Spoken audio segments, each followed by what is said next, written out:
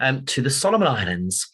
And back in 2018 now, I had just this fabulous opportunity to take a group of 17 people to the Solomon Islands. We went via Australia. So I'm just going to show you actually where the Solomon Islands are, in case you don't know. So if we're all the way up the top here, just below where it says Sweden, all around the corner. And the Solomon Islands are just east of Papua New Guinea. So actually what we did on this tour, we actually flew all the way across to Brisbane, and we went up into the rainforest area, about an hour outside of, hour and a half outside of Brisbane, where we spent 3 or 4 days just accommodating to the time zone and the temperature, and got to see some nice Australian rainforest birds before we then flew 3 hours north east from Brisbane to the Solomon Islands. And the tour very much was, again, it was with Chaz, who was very much with Sarah in Komodo and Bali. And Chaz is very much a cetologist, really, sort of studying cetaceans, whales and dolphins. And so the idea of the Solomon Islands trip was to really focus on the sea life, but still have visits to the islands as well, but not too far off from you can just see the Solomon Islands here up in the top right, not too far off the coastline, really, round here, just south of where it says Solomon Islands. The sea drops away to deeper water. And of course, where you get deeper water, you get lots of nutrients coming up from the deep, providing lots of food for plankton, zooplankton, and then in turn providing food for the fishes, and then food for the cetaceans, the whales and dolphins. So on our particular trip, we flew into Honiara, which is on the Guadalcanal Island over here, and we did a lovely circumnavigation, really, to the west, all the way over towards Georgia Island, but just peeking out a little bit into these deeper waters, which were going to be very good for whales and dolphins. And in particular, we were on the lookout for a very unknown whale, really, called the Amura's whale, which was only properly named as a species in 2000, just checking my notes here, in 2003. But actually it had been spotted before then, but not necessarily identified. I shall tell you more about that in a short while. We were staying on the Bibikiki, which actually is sort of a dive boat, a little bit like what Sarah was on in Bali and Komodo, but very much suited to our needs. The rooms were air conditioned, which was fabulous because it was very tropical heat, very hot heat sometimes. We were graced always with bowls of lovely hot popcorn with salt to keep our mineral levels up. But if we wanted to cool off, then we had the air-conditioned rooms below, which of course was late. But this was a lovely boat. We had a great crew, a local crew, so all from some of the local different islands, using local foods, which I'll show you in a moment. And we went out each day on the tinny boats. So we had 2 of these to take us out and to get us into the nooks and crannies and get us onto land, really, to see things a bit closer. And we had a very similar itinerary to Sarah, really, in terms of we usually had a morning and an afternoon snorkel, very similar sorts of timings, really, and using the tinnies to go out and go snorkeling. And of course, we had some beautiful, beautiful sunsets as well. This was on one of our first days where we were just getting to know each other with some beautiful food. I'll show you some of the food in a moment.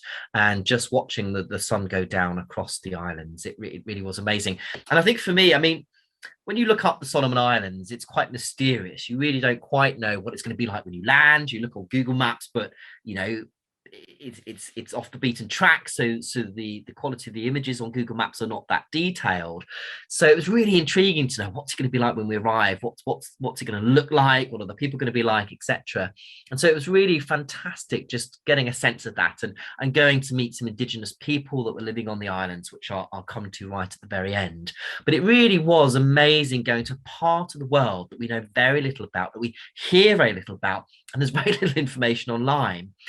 And although a lot of Australians do go to Solomon Islands to holiday, it's generally, still off the beaten track. So many of the reefs, or all of the reefs pretty much, are untouched.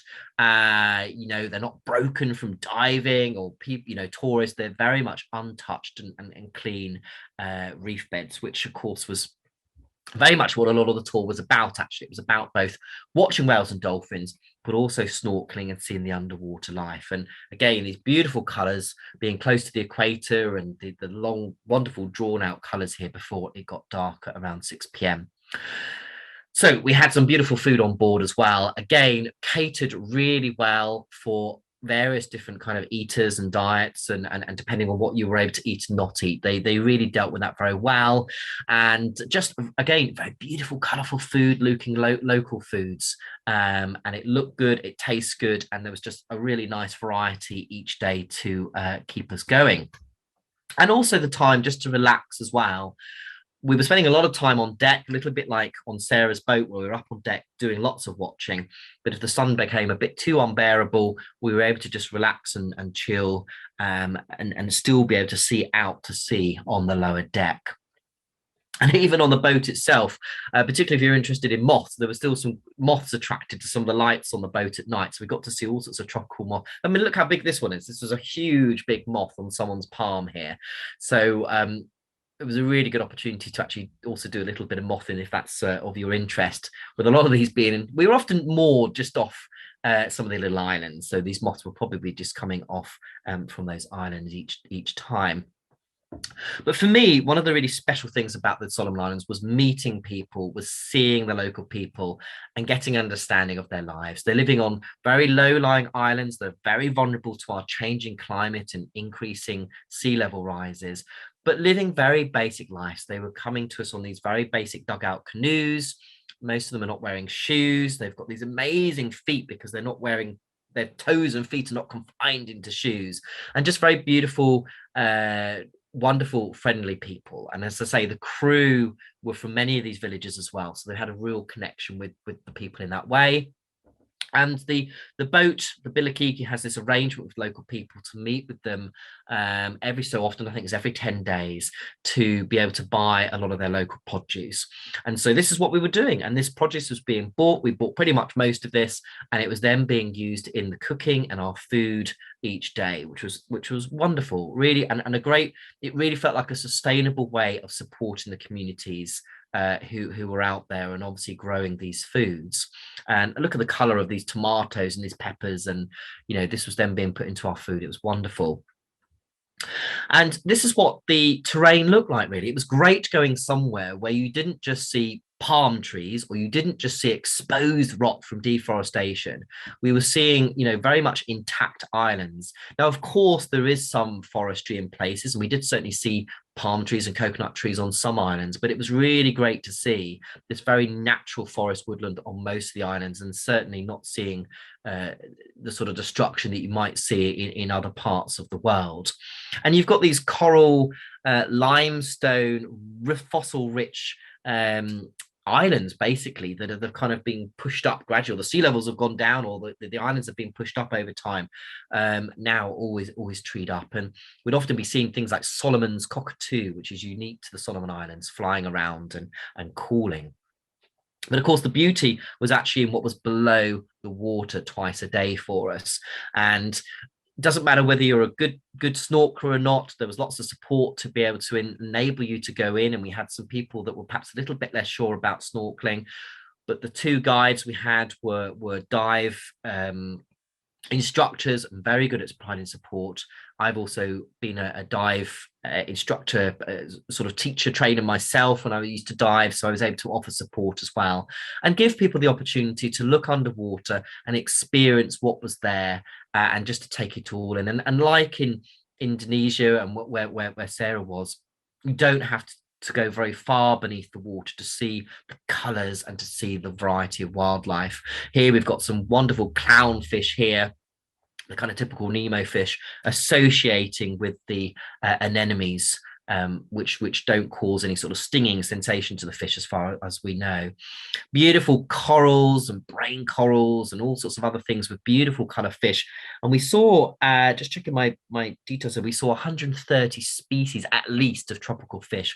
And it was really exciting. Kind of in the evening time after dinner, there was a group who were particularly keen to try and identify everything. And we were going through our photographs and trying to work out what they are. And of course, over this 2 weeks or so, really getting to grips with what some of these different species were. This was my favorite, actually. This was a batfish. I got a beautiful wooden ornament, which we were allowed to bring back through customs through Australia, which was made out of local wood of a batfish, and a really fabulous, quite friendly fish in this case. We saw a number of these on occasion. But these are just some of the views, really looking into the cabins. And some nights, some days we saw black tipped reef sharks. Other days we were just looking at lots of beautiful, colorful fish, like these blue ones here. Just, this must have been probably only a half a meter or a meter just under the surface, really. So just beautiful views. This is in the Mbulu Canyon. And we got to visit all these different kind of dive sites, really, where normally people would be scuba diving. But to be honest, really, we were getting to see as much beauty just by snorkeling. This is a blue sea star, which we saw lots of. And the colors don't really do it justice. It's one of those things where once you get a few meters under the water, you kind of lose some of the colors, really. But with the naked eye, with your face mask on, these were really just pristine, unbroken, species rich coral reefs. They were just a marvel to see each day. Here we've got a special kind of clam here with its beautiful sort of fleshy kind of edges just along here in amongst the coral. Another sea anemone with the clownfish, and this beautiful red and black anemone fish. Isn't that stunning? Just beautiful. And it was just brilliant to see these. We saw about half a dozen species of anemone fish. And, I hadn't realized there were quite so many. It was just really wonderful to sort of see them so well and see them in different areas over the course of the journey. And this here, so well camouflaged, is fabulous clouded lizardfish, looking very cryptic against the colors of the coral here. And these feather stars, which occasionally you sometimes saw actually swimming in the water. They take themselves off the coral and actually go for a little swim. And you can see their kind of undulating arms and appendages as they're floating through the water, which is quite interesting to see. But of course, one of the reasons we were there actually were to see the whales and dolphins. And in between the snorkeling, when we were moving between locations, we had the opportunity. And just like in Komodo and Bali, we had the opportunity to see, well, in this case, we actually saw, just checking my notes here, 16 species.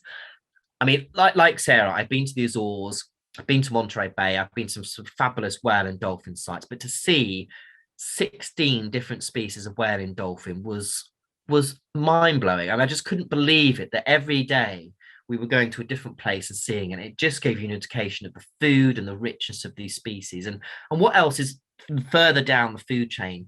So here we've actually got some pygmy killer whales just coming out with their little white lips as they're coming out of the water here.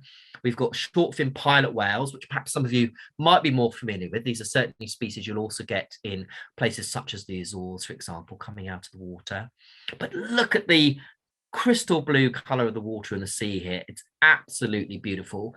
Here we've got some pan-tropical spotted dolphins. Usually when you see them up close, you can see it's almost like someone's had a pepper grinder and you've got all these little tiny black spots, but you can't see that so well on these particular animals. But just beautiful, clear blue water. Another one just coming out here.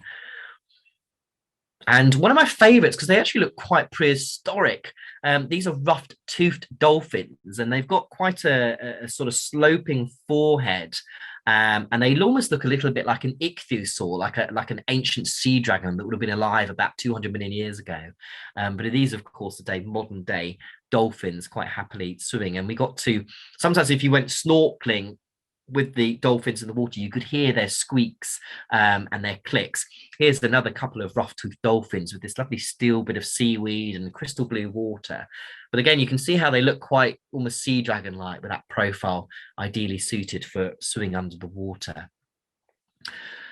One of the big reasons for being out in the Solomon Islands was to try and find a whale, really, which was unknown to the Solomon Islands, certainly since 1976. And as I say, had only been named as the Amura's whale in 2003. And this whale we're looking at here is the Brooder's whale, the bride's whale, which you might see if you've been to New Zealand, you might see if you've been to the Azores, perhaps to Madeira, they're certainly found across a wide band of the tropics.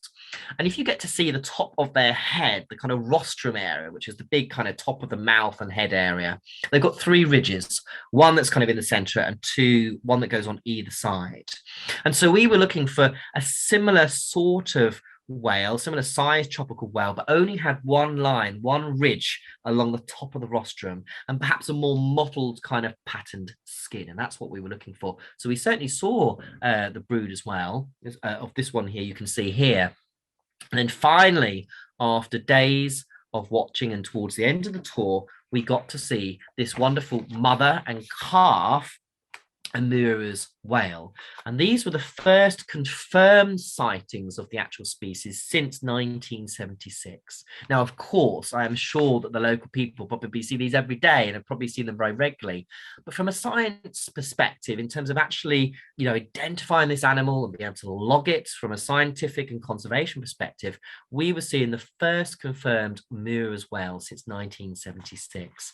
The first specimens had actually been logged 42 years ago by Japanese whalers who killed, I think, about half a dozen and actually had measured them and actually logged the details in their logbooks. But of course, at that point, they hadn't been identified as a different species. It's only now when Chaz and other people have been, and Japanese scientists have looked back at this data, they've realized that actually these were Amura's whales. So we were so pleased to, after seeing all these whales and dolphins, to finally see the Amura's whale actually here in the Solomon Islands and confirm its identity, which was really quite remarkable. And here's mum and the calf going under. You can't quite see. I did have some video footage, but it wasn't working very well with the internet connection, so I haven't been able to include it. But you have to take my word for it that when you did see the top of the head, you could just see that single ridge. And Chaz and some people were much closer at the back of the boat and could certainly see this kind of swirling, kind of mottled skin of these Amura's whales. So they are a baleen whale. They are like a sort of miniature fin whale or blue whale. They have the baleen coming down from the top of their mouth to be able to gulp water and gulp lots of small crustaceans and fishes at the same time. So we achieved our aim there of seeing the Amura's whale alongside all these other wonderful whales and dolphins. And in the final few minutes, I just want to finish off with the people side of it, because of course, when you're going around these islands, it's really important to consider the people, the fact that, the respect really of going around their islands and their places. And towards the end of the tour, we saw the Amura as well, very close to this particular island and village, which we stopped off at. And this is the island of Coromolum. And we got to explore a couple of villages, this one and another place where we were able to, one of our boat people actually got to show us his house and his home, meet his villagers. But this particular one, we got to actually be shown around. And for me, actually, what was really special was that they, I guess for visitors, they do some of their local traditional dance, but there was something very poignant about it, something very special about it that when I was listening to it brought a real tear to my eye. It was really amazing to watch and to feel welcome in this way. And I just want to play you some sound, which hopefully is going to come through okay. This is of the women actually singing, and the next slide I'll play some of the actual music.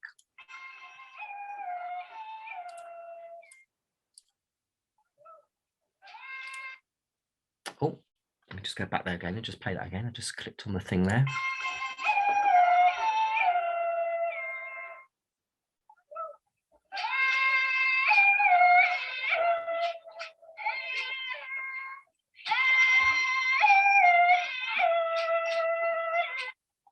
And the young men were actually playing these tubes with their flip-flops of all things, actually. But it was a real village experience. Everybody coming out. We were there, being entertained, but also interacting with the people and seeing their kind of local tradition. And it really was a wonderful event. Here's the sound.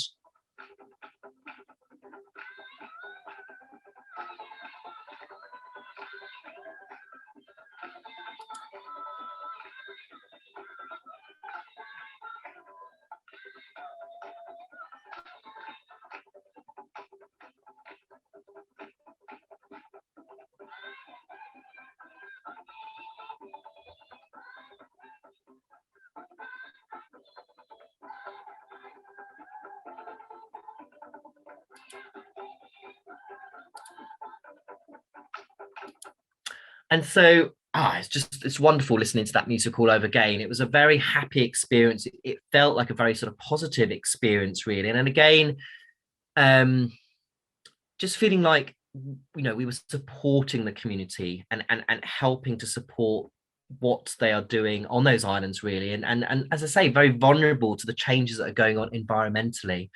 So I'd say, as part of this trip, it was fantastic seeing all the whales and dolphins. It was wonderful doing all the snorkeling. But a really important part of it, I think, for all of us was to actually meet real people living out there, to interact with them, not just be an observer, but to actually be, you know, meeting them, talking to them, and listening to that music was just absolutely wonderful and very memorable trip. And I hope you could hear the sound there without it sort of blasting too loud. I think it was perhaps a bit quieter than it ought to have been there, but hopefully you could hear it okay. And a final image there, just of the sunset going down behind one of the islands there, and actually showing you some palm trees there on one of the small islands. But I just can't get across how amazing it was just being in, a very remote part of the world where you felt that, technology and the kind of modern pressures of the world were actually quite remote, a long way away. And it was just quite humbling, really, to be able to explore the Solomon Islands, to meet these people, and just get a sense, really, of how these parts of the world are, and actually what the wildlife is like there. And it just shows you by seeing 16 species of whale and dolphin, just how rich those waters are there. So I hope you enjoyed that whistle top tour there of the Solomon Islands, and very much kind of complementing the trip that Sarah was illustrating there in the Komodo and the Bali Islands as well. Thank you.